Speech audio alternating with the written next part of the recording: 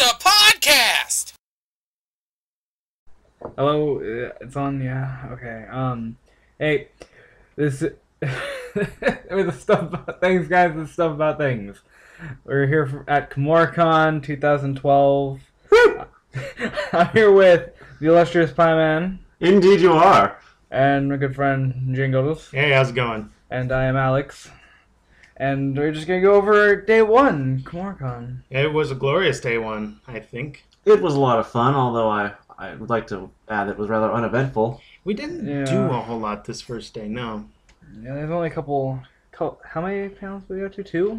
Maybe two like, three. Actual, no, three panels. Well, you guys went to more panels than I did. Yeah, you went to two, I think you went. Yeah, you only went to two. So yeah. I mean, not including the opening ceremonies, which were fantastic, by the way. Oh, yeah, it was very entertaining. Yeah, especially Black Star. I like Black Star. I think he stole the show. Yes. I would be kind of annoyed if I were on stage. I was going to be like, if it were me on stage, I would have been all like, I have the mic. Sit down. But whatever. Whatever. I think it was fun. Yeah. Kumoricon's looking exciting so far. We got a couple of, big voice actors. One of which we went to a panel of today, and tomorrow we're going to go to the other panel. Yeah. Well, various other panels. I don't actually know her, so would you guys mind talking? Oh, Lauren Londa? Yes, Lauren Londa. Well, she's done a lot of actual acting. She's done a lot of stage productions. I didn't actually know that she's been in so many. They have a list here. She's been in Annie, Cinderella, Bye Bye Birdie, Comic Potential, Merrily We Roll Along, Bat Boy the Musical. Interesting. I didn't know she was in that. Boy the Musical. But yeah, she's most well known for Li Fei Ling in the BlazBlue series. Nice. But she was in Soul Calibur 5. And she does Madoka Magica. She does Magical Girl Lyrical Nanua, and just literally dozens of other anime. A lot of them are fairly obscure, though. Oh, yeah. I feel kind of bad because I don't really know those hardly at all. Yeah. But I went to her panel because I wanted to get to know the voice actress some more and hopefully get some more insight on the stuff that she had been voice acting in. Yeah, she was quite happy to plug her the film she's been in, Redline. Oh, yeah. Which is, as she constantly reminds us, a completely hand-drawn anime film. That took 7 years. Yeah, it took 7 years to finish. 7 years. No digital artwork in there at all. Nope. 7 days. Years. My bad. Yeah. Alright. But no. Yeah. So, yeah, we went to the panel for that. I'm kind of sad to say that there wasn't a whole lot of people there. It was very disappointing. It was sad. And I felt bad because I couldn't really think of any questions to ask because I didn't really know the material. I haven't really played a whole lot of BlazBlue. I've played some of it, but I don't own it, and I've only been able to play it on friends' systems whenever I either visit or... Yeah, no, that's it. And so, I mean, I knew... Li Fei Ling just because she's booby lady. If there are memes of BlazBlue, that's one of them. Is ooh, it's the booby lady. So that's what I remember her as. But I do know her name. So when I read that in the program guide, I was like, oh, so that's cool. But even then, I didn't have many questions to ask because I've never actually played the story mode of BlazBlue, even though I'm told it's quite in-depth for a fighting game. Well, yeah, very much so. That's why a lot of people don't like it. Well, fighting game enthusiasts are kind of off-put to it, just mainly because of that, even though, the gameplay is solid and, reactive and is just fun. Right, but this isn't about BlazBlue. Right. This is about Lauren Londa. Whom is a name that I had not known before a couple days ago. Literally yesterday I learned. Which I feel bad because she's a really great lady and a terrific really voice actress. And, she did show a little bit of clips of some of the stuff that she did, and I appreciated that. It was a nice mashup. It was a nice mashup. But yeah, I didn't really have any questions for her, and it wasn't too many people at the panel, but it was nice either way. Yeah, even though there weren't a whole lot of people there to, contribute, she handled it fairly well, I think. I think so. I think in the future, when she gets more voice roles and her name becomes bigger, I'm sure there's going to be more people that'll ask more questions. Or she'll actually go to a convention that people know her. That'd be it. I mean, if anybody doesn't know, Kumoricon is really small, in terms of conventions, but that's kind of what appeals to me about it. This year we are sponsored by Sakura-con. I kid you not. You need to stop reminding me. Another Rival slightly con. bigger convention, Sakura-con, is sponsoring our convention. So that just tells you like how small our convention is. But I mean, it can be crowded sometimes. But yeah.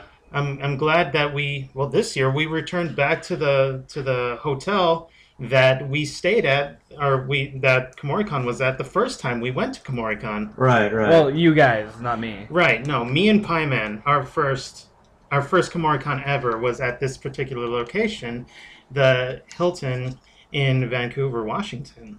Yeah, and it's nice to return because unlike the is it still a Hilton that's in Portland? Or is it a different hotel? I think it might have been. Whatever hotel that has been hosting us for the past couple of years is purely vertical, so it's very, very crowded in there all the time. And the Hilton and Red Lion here in Vancouver are much more spacious and spread out. Yeah, I was glad how this year they were kind enough to actually have 2 hotels to kind of just spread out the area a little bit more. The dealers and the artist alley is in a completely different hotel than most of the rest of the con. So that just frees up some space for us. It frees up a lot of space, especially with lines and stuff. And since there's not a whole lot else going on at the other hotel, that it basically just takes all that traffic and reroutes it there. Yeah. And everything is good. Yeah. Luckily, it's not too far away. The 2 hotels aren't too far away from each other, so it works quite nicely, I think. Just follow the never-ending line of cosplayers. Yep. Right.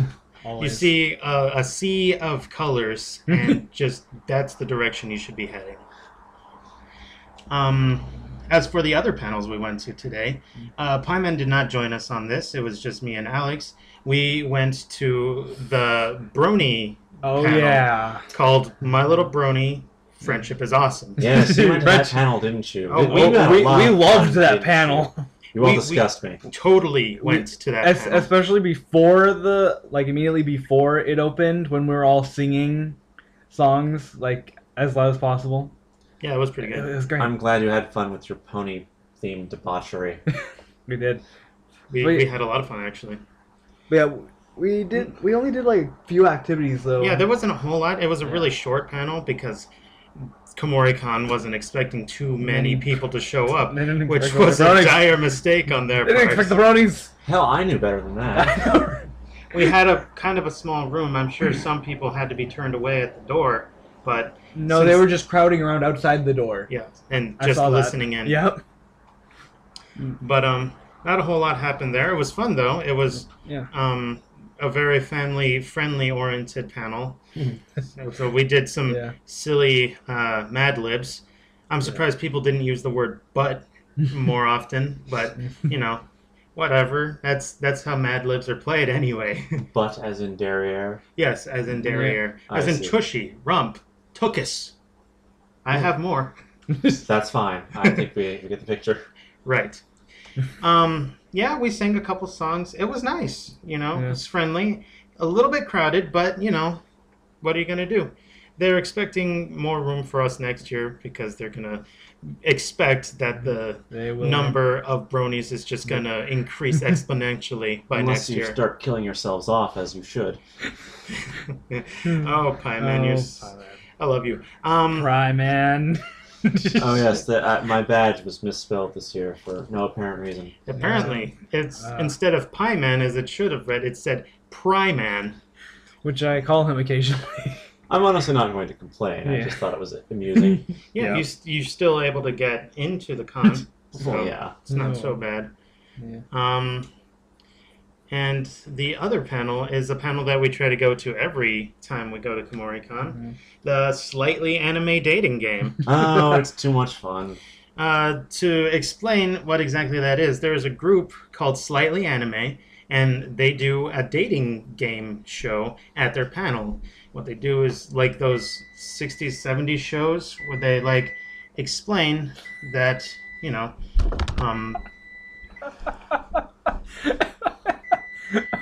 sorry about that. It's like 1:30 and we're trying to get something to eat because we haven't eaten that much today. Yes. But sorry, they do one of those like 70s dating shows where it's like a bachelor or bachelorette goes and sits down and they're sitting behind a screen and they ask like 3 or 4 people. Yeah. This year it was 4. Yeah, but I mean usually in cosplay, so you know, yeah, in cosplay, in character, and they ask them questions which they answer, and just a romping good time. Yeah. And it's something that I always appreciate and look forward to every year that I go to Kumoricon. The entire point of the game is to make as many sexual innuendos as humanly possible. Right. Without getting the don't do it. Right. The don't do it sign. Without being vulgar. Yeah. You know, we're trying to make innuendos because innuendos are funny. Being vulgar is not.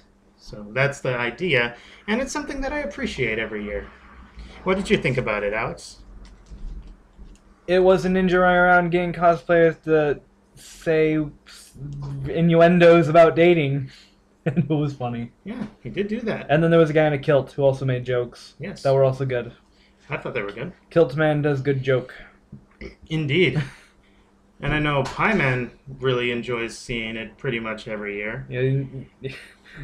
What did you think about it? What did you think about it, my man? As I rush over from the oven. Yes, thank you. What did I think of it? Well, as usual, there's always people who fall short. I've been that guy a couple of times.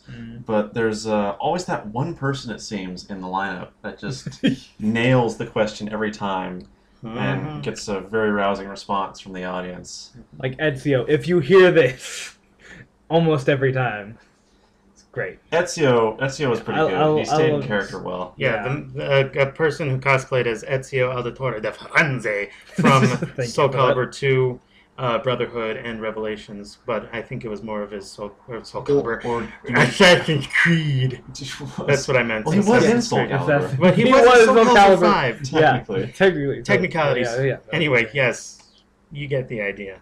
I make mistakes. I'm not funny. I'm not funny!